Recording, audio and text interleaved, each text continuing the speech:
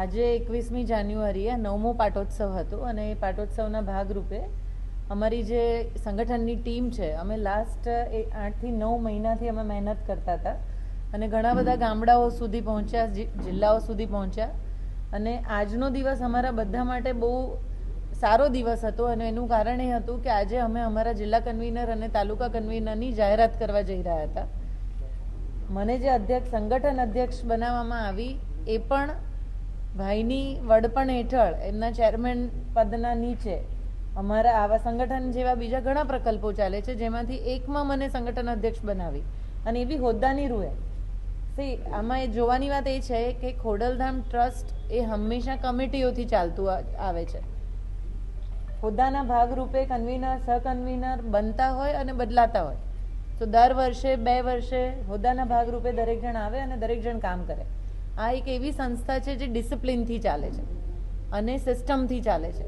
એટલે હું મીડિયાને અનુરોધ કરીશ કે જે ખોટી વાતોને પ્રચાર થઈ રહ્યો છે એ ના થવો જોઈએ, કારણ કે જે આજ મેં મા ખોડલની સાક્ષીમાં અમે આ કામ કરી રહ્યા છે એની પવિત્રતા જળવાય એટલો અનુરોધ હું તમને બધાને ચોક્કસ કરું છું.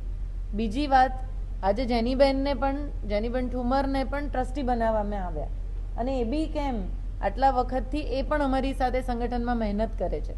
તો આજે બીજી એક બહેનને ટ્રસ્ટી બનાવ્યા. એક બહેન તરીકે મને પહેલી ટ્રસ્ટી બનાવેલા, આજે બીજી બહેન ટ્રસ્ટી બન્યા અને એનાથી બી વધારે આનંદ એ કે આટલી બધી મહેનત જે લોકો કરે છે એને હોદ્દા મળી રહ્યા છે. આજે અમારો નાનામાં નાનો કાર્યકર ખુશ છે અને એનું કારણ એ છે કે એમને એનું પદ મળ્યું. અને આજે અમે એટલા માટે ખુશ છીએ કે અમે આટલી મહેનત કરી અને અમારું જે સંગઠનની અમને જે સ્પીડ જોઈતી હતી એ સ્પીડ આજના કાર્યક્રમની સક્સેસથી અમને મળશે. આમાં એક વસ્તુ તમને કહું કે અને તમે બીજા રસ્તે લઈ જવાની કોશિશ જ ના કરશો. હું તમારા બધા જોડે અપેક્ષા રાખું છું કે આ કોશિશ ના હોવી જોઈએ. સીએમ બનવું ના બનવું તમારા કે મારા હાથમાં કશું નથી. નારબેનની પર્સનલ ઈચ્છાની બી અહીંયા કોઈ વાત નથી થતી. જ્યારે હું એક ટ્રસ્ટી તરીકે અહીંયા બેઠી છું, ખોડલધામના પ્રિમાઇસીસમાં બેઠી છું, તો મને એટલી ગંભીરતા છે કે હું ખોડલધામ વિશે વાત કરું. મારી પર્સનલ વાત અહીંયા ક્યાંય આવતી જ નથી. આનાથી મને તો એવું ઊંધું દેખાય છે ને. તમે એક વસ્તુ જુઓ કે ખોડલધામ ટ્રસ્ટ તો વર્ષોથી કામ કરે છે, છેલ્લા 9 વર્ષથી કામ કરે છે અને દર વખતે ખોડલધામ લેવા પટેલ સમાજમાંથી કોંગ્રેસ, બીજેપી હોય કે આપ હોય, બધાને ટિકિટો મળે છે. તો સ્વાભાવિક છે કે એ મુદ્દો ઉઠવાનો છે, પણ એનો અર્થ એવો નથી કે કોઈની પાસે ખોડલધામ ટિકિટ માંગવા જાય છે. તો એમાં થોડો ફરક છે. તમે જે કહો છો રાજકીય પક્ષોમાં જે છે એ લોકો ખોડલધામમાં આવી અને સભ્ય બને છે. તમે સમજો, પહેલા એવું છે જ નહીં કે અહીંયા ખોડલધામમાંથી ત્યાં ઉપર જવાય છે. રાજકીય પક્ષોમાંથી ઘણા બધા લોકો છે કે જે લોકો ખોડલધામમાં આવી અને સભ્ય બને છે અને સ્વાભાવિક રીતે સક્ષમતા જ્યાં હોય ને ત્યાં બધે હોદ્દો તો મળે છે. તમે મને 34 વર્ષથી બધી જ વખતે ન્યૂઝે મારા માટે લખ્યું છે. કોમન વસ્તુ છે, જ્યારે પણ ઇલેક્શન આવે છે ત્યારે મને તમે ખાલી મીડિયા ટિકિટ આપે છે. સાચી વાત છે. પ્રોફાઇલ મારી ક્યારેય બની જ નથી અને મારે માંગવી હોય તો મને આ રસ્તે કે આ રસ્તે જવાની જરૂર દેખાય છે આપ સૌને? હું તમને પૂછું છું, એવું કાંઈ છે જ નહીં. તો હું 34 વર્ષથી સેવામાં કરું છું. હું જેટલું બી કામ કરું છું હૃદયથી કરતી હોઉં છું. મારી સંસ્થાઓ જોઈ લો તમે કે હું જ્યાં પણ ક્યાંય બી નાનું મોટું મેં પદ લીધું છે, ક્યારેય કોઈ 2 વસ્તુ મેં ભેગી નથી કરી અને એ ગંભીરતાથી આટલા વર્ષોથી હું કામ કરી રહી છું. જો હું તમને એક વસ્તુ કહું કે આ અત્યારે જે વાત કરવી છે ને, એ વાત એટલું ચોક્કસ કહીશ કે મને તમારા થકી એક જ વાત જોઈએ છે કે લેવા પટેલ સમાજના નાનામાં નાના ઘર સુધી એટલો મેસેજ જાય કે આ એક એવો સક્ષમ સમાજ છે કે જે તમને તમારા સુધી પહોંચવાની કોશિશ કરી રહ્યો છે.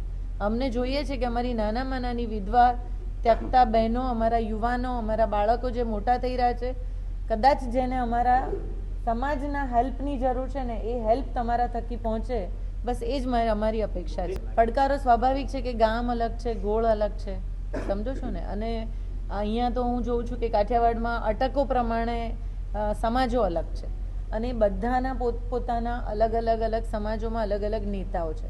સ્વાભાવિક રીતે બધાને એક પ્લેટફોર્મ પર લાવવા માટે દરેક જણની વિચારસરણીને ભેગી કરવી પડે અને એના માટે અમે જઈએ, એમની સાથે બેસીએ, એમની જોડે વાટાઘાટો કરીએ, ત્યારે બધા એકબીજા સાથે મળે છે અને ભેગા થાય છે.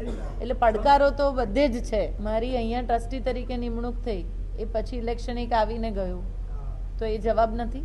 એ તો દરેક સમાજની વિશ હોય કે એના લોકો અલગ ક્ષેત્રોમાં આગળ વધે, એને જુદી રીતે ના લઈ શકાય. સંગઠનનો વ્યાપ જેટલો મજબૂત બનશે એટલો દરેક વખતે ફક્ત ખોડલધામ સંસ્થા સૌરાષ્ટ્રમાં આટલી સક્રિયપણે ને દરેક ઘર સુધી પહોંચેલી છે એટલે ક્યાંક એમનો જે તેજ છે એ તેજ ઓછું કરવા માટેનો ક્યાંય એજન્ડા તો નથી, એ પણ વિચારવું પડશે અને એ આપના માધ્યમથી દરેકે વિચારવું પડશે. એટલે જ્યારે સંગઠનની વાત આવતી હોય ત્યારે વિવાદોની વાત કરીને, જ્યારે સંગઠન અને સમાજને એક કરવાની વાત આવતી હોય ત્યારે બીજી વાતોને ડાયવર્ટ ન કરીને આ રાજકારણ ન હોવું જોઈએ એનો સીધો દાખલો તમારી સામે અમે બંને બહેનો બેઠા છીએ કે એકનું બેકગ્રાઉન્ડ બીજી પક્ષનું છે, મારું બેકગ્રાઉન્ડ બીજા પક્ષનું છે, સાથે બંને ટ્રસ્ટીઓ છે, એ પોતે સામાજિક રીતના પોતાના હોદ્દાઓ સુપેરે એની જવાબદારીઓ નિભાવે છે. એટલે દરેક પ્રકારના સંગઠનમાં પ્રતિનિધિત્વ અને મેસેજ આપવા માટે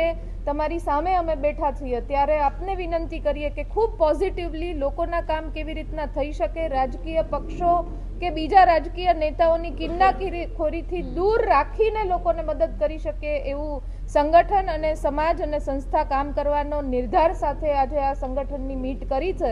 તો આપના માધ્યમથી આ સંદેશ ઘર ઘર સુધી પહોંચે એવી વિનંતી પણ છે.